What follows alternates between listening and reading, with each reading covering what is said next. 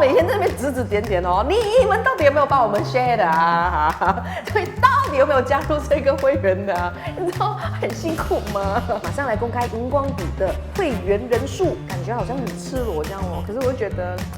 不然大家以为很多人subscribe。3、2、1，你猜看有多少人？答案是只有。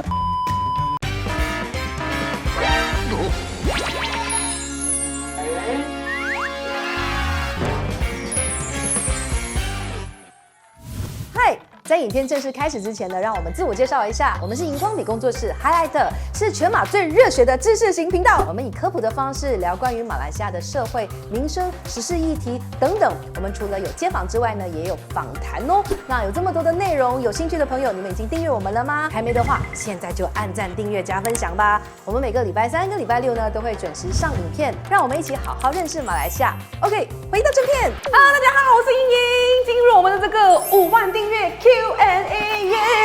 我们终于过5万了啊，好漫长哦。不过我觉得说长不长也是说短不短啊，因为我们是从去年的8月份呢开始呢，每个礼拜2支影片，然后来到现在呢，其实也不到1年的时间呢，我们破5万，我觉得这个成绩算 OK 吧？你们觉得 OK 吗？留言，让我知道，就是如果8月份开始到现在稳定更新。5万对你们来讲，这算是一个几分的成绩呢？讲真心话哦。那当然了，就是来到了5万订阅，我不知道下一次要去到下一个，就是你知道那个level， 就是10万拿到奖牌还需要多久？我不知道我撑不撑到那个时候，所以我们赶快来做一次的 Q&A。好，那我们已经有在各个不同的地方呢收集了大家一些对于荧光笔的疑问啊，或者是对我个人的疑问啊，或者是对团队的疑问啊。那我们现在就分类型来回答吧。好，怎样整理你的那个？OK， 我们先从讲一点听到的东西开始啊。你可以不要这样冷静吗？OK， 所以这边有一个 follower，有一个观众，他讲他从1万多的时候开始订阅，那时候他非常的喜欢你。他讲那时候他分手，他没有地方发泄哦，他想去你的 Facebook 留言，可是不懂怎么他就不懂有没有留言成啊，他没有讲那个。可能我没有回复。他想问你的其实是你从电台做 DJ， 现在转换成做 YouTuber， 有什么心得？哇，这个问题我可以回答5分钟。我觉得可能可以聊一下为什么我当时会离开电台。我离开电台的时候是因为我的约嘛，当时我签了3年的约，然后呢，后来呢那个约的形式我不太满意，我不太喜欢，因为那个约我觉得不公平。如果我辞职我要赔钱，我觉得怎么可以？我怎么可以丢姓氏要赔钱这件事情？那个时候呢，正是我觉得新媒体崛起的时候，就是大家都可以是新媒体。你可以想象说，如果说是以前的人呢，我们要被看见，我们是需要依赖一些单一的大的传统媒体，可能是电视啊、电台或者是报纸，你才会被看到。可是呢，后来在就是新媒体的世界的时候呢，基本上每一个人都可以被看见，所以我那时候就想说，我也许是时候可以出来做一下自己的这个 content， 然后于是我就决定不续约，然后就去玩，然后就开始拍 vlog， 开始去做自己的影片，然后是直到在差不多 MCO 期间的时候，我就觉得说，马来西亚的网络媒体上面好像又真的是缺乏一些比较知识性的这个内容，我们马来西亚啦哈。然后所以我就想说，可能我可以做一下这件事情，然后我就尝试去做了。那传统媒体跟新媒体，在做内容的部分有什么不一样呢？我觉得会自由很多。可是我很感谢做传统媒体的时候给我的训练，就是说你在传达资讯的时候，你要做一件事情，你要做一个 content 的时候，你的要传达的讯息是什么？我们的训练是你一定是要有一个非常正向的这个观念，然后你要 deliver 出去的是一个能够促进事情变好。我觉得这一个思维或者是这一个训练是让我觉得在做荧光笔的时候需要非常坚持的一个东西啊。我讲得很长，我有回答到吗？有啦，应该有啦。应该有。然后接下来他另外一个网友、另外一个观众有问啊，他讲他想知道 YouTuber 的东西，然后怎样从零开始，然后刚好我们Highlight也是从零开始的，你是Highlight是怎样从零开始？刚才我讲到说，就是我那时候就觉得说，网络世界很多娱乐、很多恶搞，就是很少人很花心思去做知识型的内容。其实我可以理解那个原因，是因为你要投入大量的时间去收集资料，去把它整理出来，再把它传达出来，然后它其实需要很多的这个时间成本，所以相对的很少人会愿意付出这么多的时间成本去 gain 这个影响力。然后呢，但是还是得要有人去做。那怎么做呢？就是如果你想要做 YouTuber 的话，那你就是拿起你的手机，就是去拍，然后 consistent 的拍。那时候我自己也知道说，如果单靠我一个人的力量的话，我其实是很难从零到有的去一直很持续性的产出这么多知识性的内容。所以呢，最开始的时候，我是找了几个朋友，我们义务先做几支我们觉得有兴趣关于马来西亚的影片，就是这几支。大概做了8支之后，我觉得好像还真的有回应有大家的 feedback 都非常的正面，而且很希望有这样子的内容，所以我才开始去参加比赛啊，然后再开始筹到一点点钱，然后给很微薄的钱去开始，然后到最后想办法去找钱组织一个团队，这样子的去发展。所以怎样从零开始，其实就是开始就对了。不用要求你有很厉害的这一个相机，你用你的手机拍就可以了。然后呢，你要一直在试错，从一开始可能好像不太好，讲得不太顺，然后慢慢一点一点的去调整自己的口条也好啊，或者是资料写稿的这个结构啊，或者是剪接的节奏等等，你都必须要开始了，你才可以慢慢的 tune 到它变成成熟。要不要介绍一下海莱德的团队？可以。其实我们的团队经过了几个 generation 啊。从第一个 generation 呢，大家可以看这一张图，其实就是我们去参加比赛的时候，这几个朋友都是我的朋友们，然后大家都是心里面有一股热血，然后被拉进来。因为大家都是 part time 嘛，所以呢，有部分的朋友呢，后来呢，因为忙于他们的正职，然后现在呢，可能就比较难更长的时间来帮助我们。不过我们还是会有的时候一起会讨论一些东西，那包括了有我们的这个Jasper， 他是马可波罗旅游杂志的这个主编，然后呢，另外呢，还有我们从一开始创团的时候的创团。五月天妹的这一个剪接师 Betty， 然后呢，她现在呢也是更专注于在做电视剪接的这一个部分或者节目剪接的部分，但是她陪我们走了很长的一段路，尤其是在最前期的时候，我们是真的没有钱的，然后呢，她就一股热血帮我们剪了很多的影片，然后呢，从之前待到现在的人，除了我之外呢，还有我们现在的顾问有轩真的是一开始被我骗上船的，他是新纪元的老师，然后呢，我们就跟他讲说我要开一个会，叫他进来给我一点意见，然后就突然之间讲说，不然你写这篇稿啦，他就怎么要写稿？写稿了之后，后来我参加比赛，我放你上去啊，然后他就放上去，到后来我们现在组织了全职的团队之后呢，他还是在这样子，然后中间我们有第2个 generation， 就是去年的时候一个很短暂的一个团队，同时做生活节，还有同时做这一个荧光笔的创台，然后来到现在呢是第3个 generation。那我们现在的剪接师呢，有的是这位Sylvia，他害羞，你要不要打声招呼？你听他的声音，知道他有点害羞，对不对？好，我们也有就是现在在这个话外音的这个最强攻读生，来，你讲一下你是谁？荧光笔最强攻读生，自己讲啊，自己疯了，你知道吗？这个东西，它很好用啊，哈，一个打10个都讲我是攻读生嘛，所以我就包山包海写稿啦、剪辑啦、生活节啦，帮忙Unify 断线，然后去打给 Telecom 啦，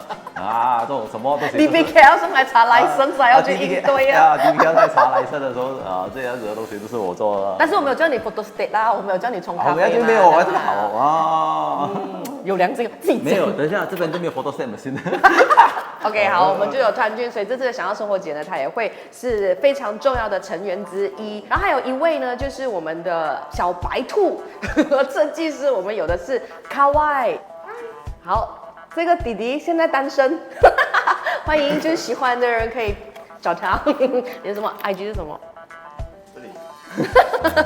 好，我们的那一些 poster 啊，我们的 thumbnail 都是他设计的，谢谢 Kawai。当然还有一个非常重要的人物，就是我们的这个 manager， 我们的这个节目的 manager， 他就叫做阿 Jun， 然后他现在呢有他的正职，可是呢平时呢他下班的时候呢也会帮我们把所有的跟撰稿人啊、剪接师啊，因为我们的撰稿还有剪接很大部分都会 sub 出去给不同的人剪，那他就会帮我去管理非常琐碎的这个沟通的部分，以确保我们呢都能够 on time 上线，就是我们的影片。然后还有一个不可以错过，大家很喜欢的。金牌撰稿人顺德他不在这里，他人在平安，所以顺德就他应该是没事就写剧本，然后或者是练肌肉这样子啦练肌肉。接下来我们可以谈一下海莱德的内容制作。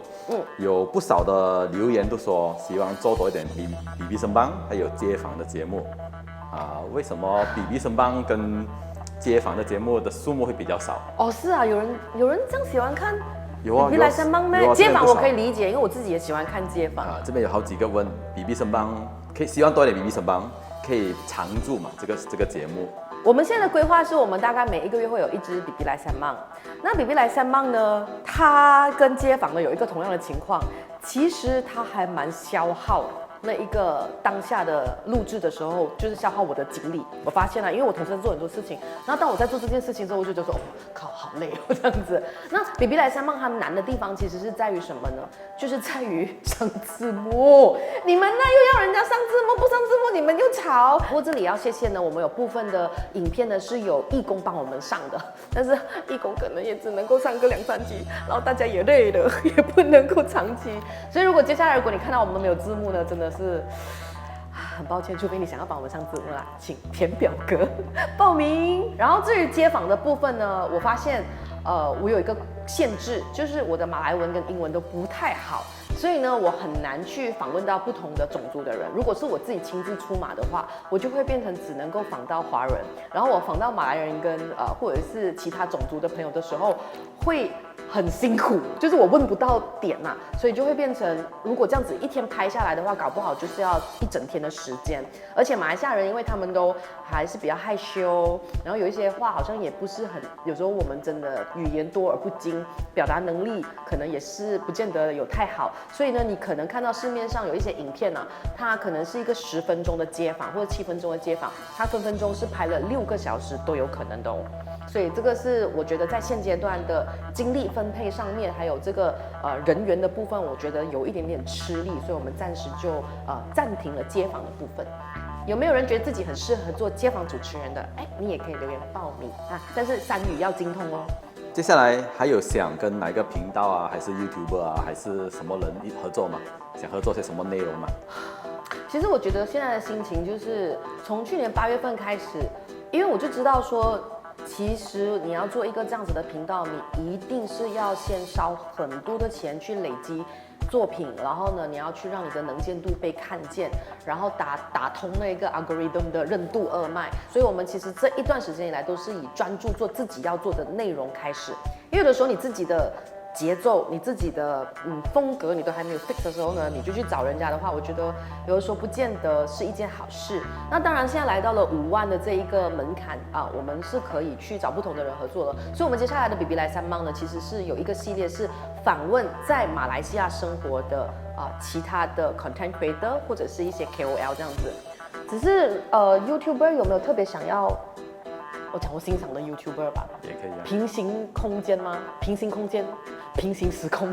自己讲。就我很喜欢他们，我真的觉得他们的上片率有点太少这样子。然后但是呢，如果说是可以合作的话，我觉得他们是其中一个我很想要work together 的一个团队。那此时此刻好像没有特别觉得一定要去合作的人。关于 Highlighter 的频道内容，有没有想做多一点关于其他 genre 的，好像地理啊、历史啊、人文啊？这些不是我们都在做的那位，我们都有在做哎，你什么时候加入的？我们就是因为要做这么多不同的，又被人家讲我们太广啦、不专啊。然后呢，我们没有什么做到的时候，就想说，这么你不做这个，为什么做那个？你们每天在那边指指点点哦，你们到底有没有帮我们 share 的啊？对，到底有没有加入这个会员的啊？你知道很辛苦吗？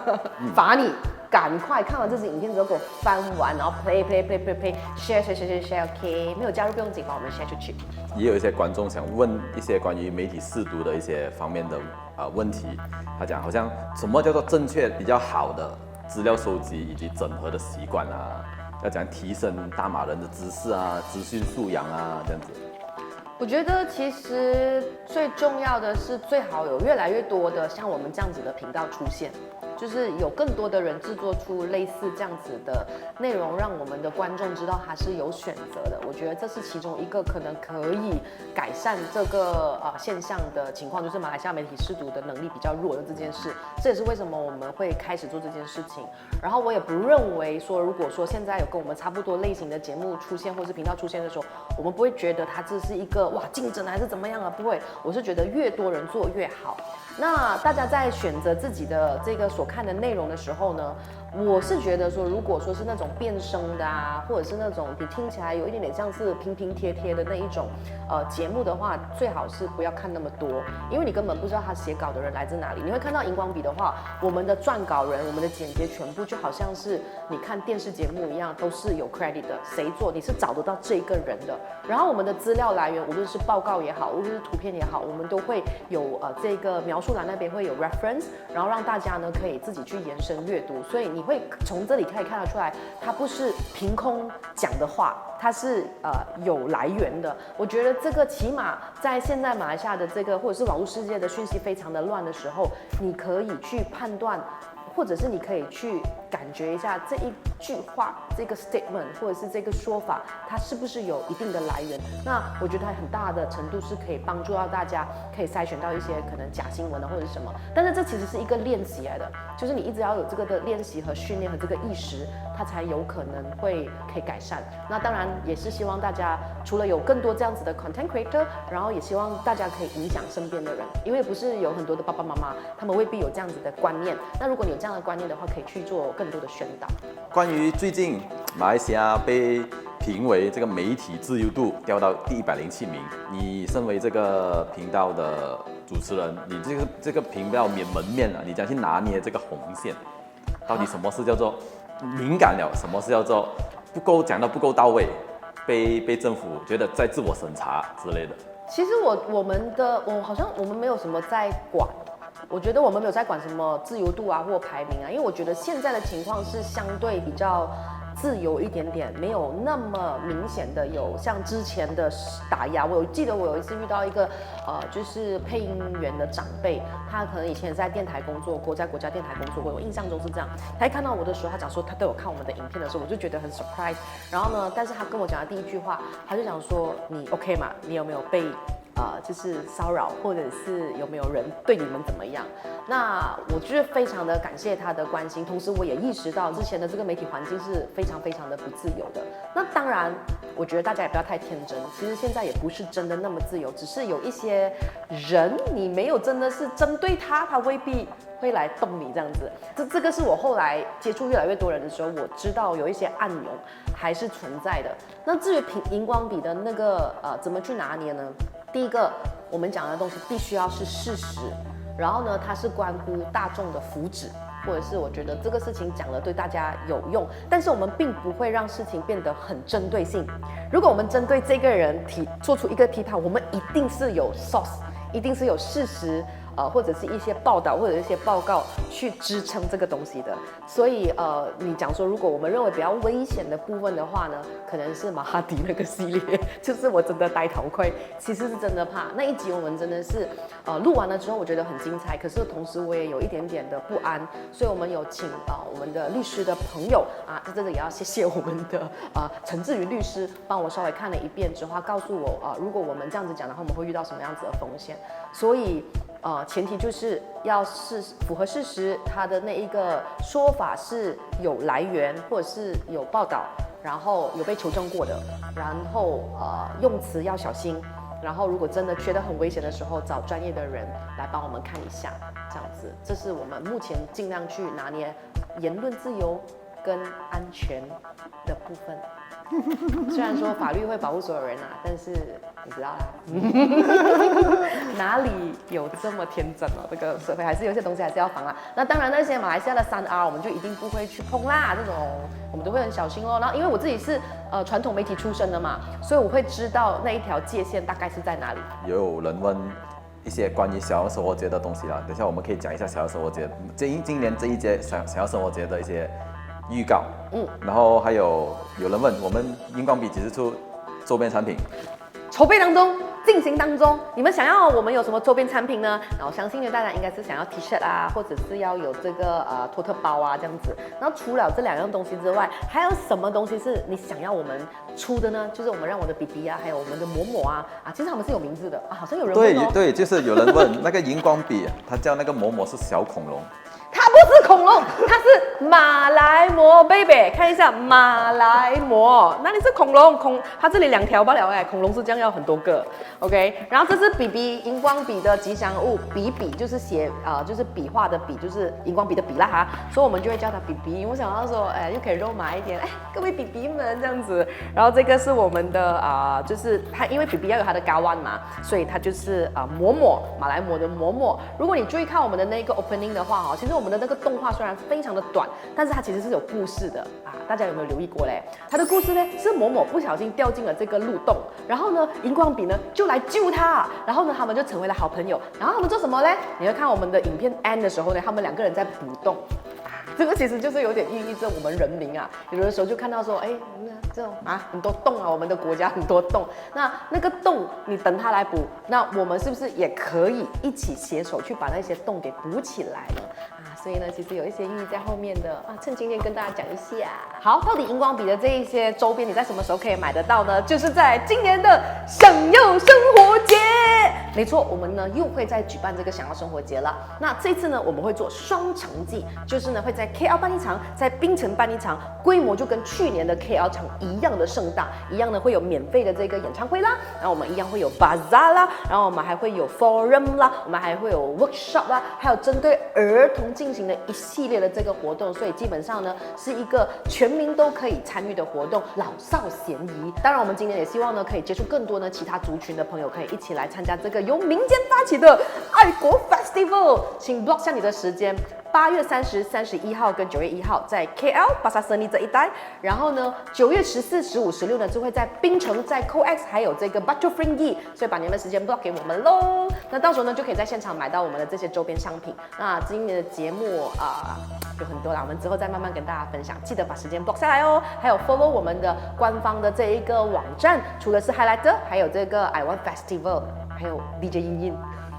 好啦，其实我觉得也很开心，5万 QA 的这个阶段可以跟大家分享。我想要爆个料，你们想不想知道我们后台有多少人在 subscribe 我们？我们每次在影片结束的时候都跟大家讲说，每个月1杯奶茶的钱就可以支持我们做更多的影片，走更远。这句话是说真的，你猜猜看到底有多少人 subscribe 我们现在？好像觉得，我觉得每个人一定会觉得说，哎呀，不用紧啦，有人 subscribe， 有人 subscribe， 不用我们 subscribe， 对不对？要不要公开？要不要公开？马上来公开荧光笔的会员人数，感觉好像很赤裸这样哦。可是我就觉得，不然大家以为很多人 subscribe， 你觉得要给人家看吗？看哦，我们很公开的嘛。3、2、1，你猜看有多少人？答案是只有75人。我觉得非常的赤裸，可是我也想要让大家知道，75人，你知道我们每个月可以拿到的钱是多少吗？答案是700多块，够给 WiFi， 够给电费，还有够给水费，不够给租金。所以公开给大家看的话呢，其实也只是想要跟大家讲说，可能大家都觉得说好像很多人 support 或者是我们在 YouTube 可以赚到很多钱，基本上是很难的。所以如果说你真的是喜欢我们的影片的朋友，真的1杯奶茶的钱就可以帮助我们走更远了。我这样子大家算过的话啦，如果我们要有一个 full time 的团队，最低限度啦30千一个月。最低限度，然后我们要除以一个人10块的话，因为15块我们还要给 YouTube 分润，我们只会拿到10块钱左右，所以我们要有3000个这一个会员呢，我们才可以生存。所以我们的目标其实就是要往这边去，希望大家可以加入我们，这就是给我们最直接和实际的支持了。你不是有那个每次来搞事的那个？你知道你为什么每次没有过5万那个？你要特别录给他呗，你要给他这样special。不要，可以了。好啦。